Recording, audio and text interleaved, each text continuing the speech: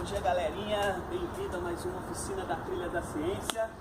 E hoje, nossa, tô com muita sede, gente, nossa. E hoje nós vamos aprender a falar em sede, a como obter água limpa e potável. Mas nesse lugar aqui fechado, essa mata, meu Deus, porque eu fui me perder da minha turma, só tem água suja. Nossa, será que aquela aula de ciências vai fazer relação na minha vida? Porque o professor me ensinou aquele processo de filtragem. Eu vou tentar, mas eu preciso de algumas coisas. Ai, meu Deus, que eu preciso. Garrafa, areia, pedra e carvão. Mas carvão... eu aprendi a fazer fogo. Vou fazer o fogo aqui, vou usar essa madeira para obter carvão. Muito bom. Galerinha, depois que eu consegui organizar todos os materiais que eu achei jogado pela mata aqui, fora que eu também dei sorte de achar um algodão, mas eu poderia, o professor de ciência me ensinou a usar também a própria manga da camiseta, um pedaço de tecido, um desses processos. Agora eu vou explicar para vocês, para relembrar, como faz um filtro, né? Nós precisamos de uma garrafa PET, cortar lá o meio, aí nós temos o funil e o suporte onde a água vai escoar. Após feito isso, eu preciso ou da manga da camiseta ou de um algodão. Aqui não vou conseguir, graças a Deus, achar um algodão, mas vocês poderiam ter usado a manga da camiseta. Aí o primeiro processo é colocar o algodão, que ele vai ser o último processo da filtração. Ele vai segurar, reter aquelas substâncias finas que passaram pelo processo do pedrisco e da areia grossa. Depois eu vou pegar um pouquinho de carvão, e esse carvão, gente, ele pode ser aquele carvão utilizado no processo da queima da madeira, quando vocês precisavam obter o fogo, né? Porque a gente precisa de comer, a gente precisa de cozinhar alguma coisa. E esse carvão é aquele que sobrou.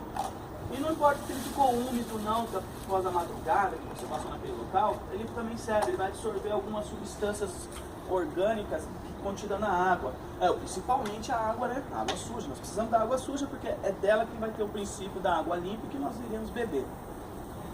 Feito isso, a areia vocês encontram num cantinho, às vezes de uma rocha, onde está ali, aquela rocha ela tá sedimentando ali. Às vezes fica um pouquinho de areia por causa da ação da água mesmo, aquela própria água suja, ali perto do rio ali, onde eu peguei. E tem umas partes que a areia vai ficar um pouquinho mais grossa e um pouquinho mais fina.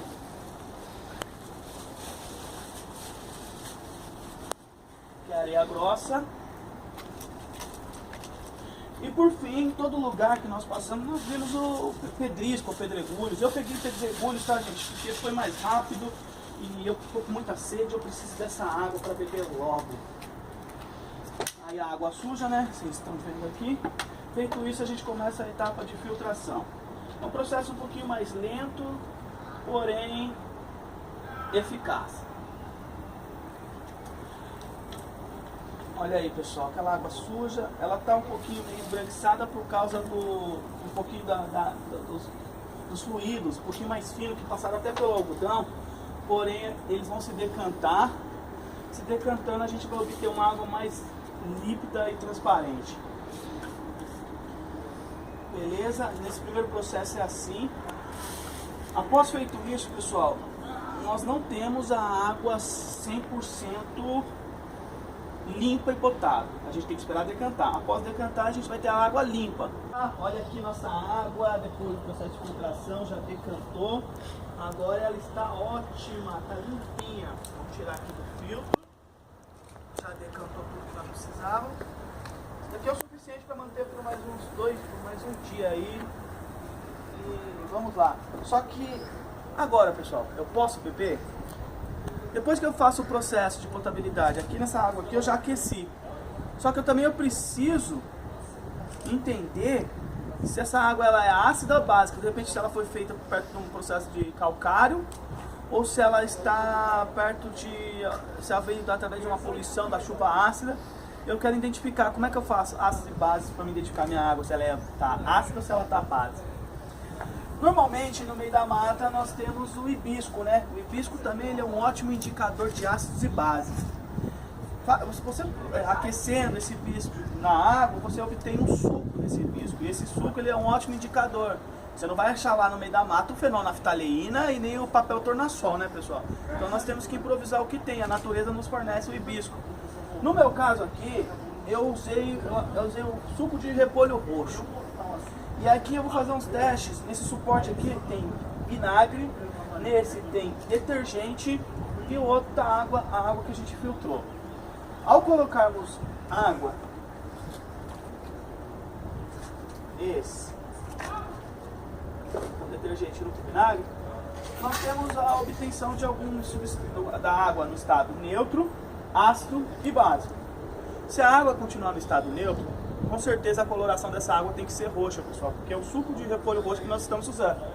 Mas se ela estiver no estado básico, ou ela vai ficar verde, meio amarelada, ou às vezes até meio amarelada, dependendo do grau de acidez dela.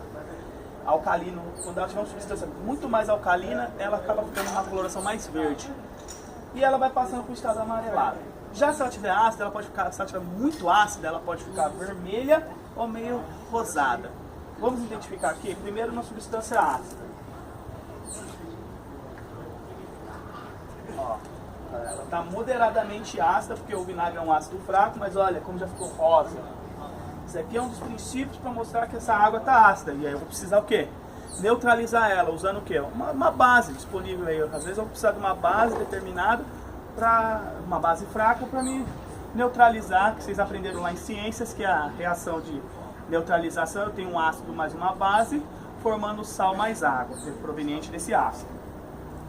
Já nesse caso aqui, eu usei o detergente. Se nós percebemos, olha, que essa água ela ficou totalmente verde, né? Então ela está bem básica. Então eu preciso adicionar um ácido proveniente do grau dessa base para obter sal mais água no estado neutro, né? Então precisa da reação de neutralização, o professor de ciência ensinou. E essa daqui é a própria água do nosso filtro. Ó, ela está da cor do repolho roxo, então essa água ela está no estado neutro. Então, fazendo aqueles processos de aquecimento para tirar as bactérias ou usando a ação do sol, do raio ultravioleta, eu posso tomar essa água. Bom dia, galerinha! Seja bem-vindo a mais uma oficina da Feira da Ciência. A montar um filtro para o processo de filtragem de águas. Nossa, gente, calma aí. Claro.